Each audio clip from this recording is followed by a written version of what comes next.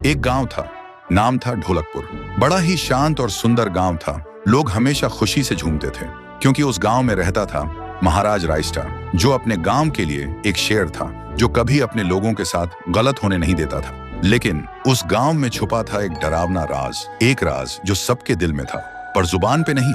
गांव के बीच एक सूखा हुआ पेड़ था जिसे लोग कहते थे श्रापित पेड़। ना कोई उसके पास जाता, ना कोई उससे आंख मिलाता। हर पूर्णिमा के अगले दिन उस पेड़ के नीचे एक लाश मिलती थी। लोग कहते, रात में कोई आता है और लाश छोड़ जाता है, लेकिन कभी किसी ने कुछ देखा नहीं, और देखता भी कैसे। जो देखता वो अगले दिन पेड़ के नीचे होता था। एक दिन रायस्टार ने ठान लिया, बस अब और नहीं, इस राज का अंत मैं ही करूंगा, क्योंकि ढोलकपुर का नाम मिट्टी में मिल रहा था। फिर एक पूर्णिमा की रात रायस्टार चुपके से जाकर पेड़ के पास बैठ गया। रात के 2 बजे एक आवाज आई, Tung tung tung tung tung tung tung tung tung सहूर।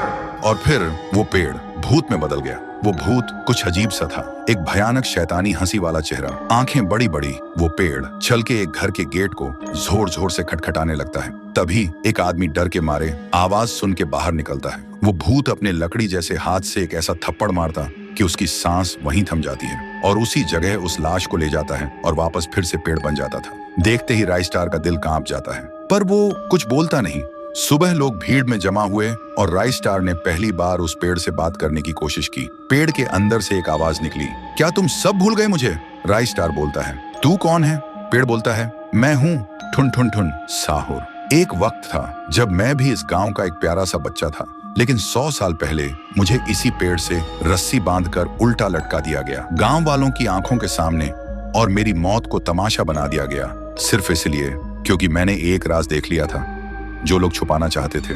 और उसी पल से मेरी रूह इस पेड़ से जुड़ गई। उस दिन से मैं इंसान नहीं, एक सज्जा बन गया, और हर पूर्णिमा में एक राजदार को चुनता हूँ और फिर उसे उसकी खामोशी का हिसाब देता हूँ। रायस्टार बोलता है, लेकिन अब तो वो लोग मर चुके हैं ना, जो तेरा कसूरवार थे। अब तू मासूम लोगों को क्यों मार रहा है? पेड़ कुछ देर चुप रहता है, फिर बोलता है, ठीक है, बस एक बार मुझे याद करो, एक दिया जला दो, फिर मैं कभी किसी को नहीं मारूंगा। फिर रात में सब लोग आते हैं, एक एक दिया जलाते हैं, और तभी पेड़ अपने आप से आग पकड़ लेता है, और आखिर में मुक्ति मिलती ठुन ठुन ठुन साहुर को। उस दिन के बाद गांव में कभी कोई लाश नहीं मिली। हर पूर्णिमा में लोग एक दिया जलाकर उसकी यादों को जिंदा रखते हैं, क्योंकि अगर भूल गए तो सपने में एक आवाज सुनाई देती थी, Tung tung tung tung tung tung tung tung tung सहूर।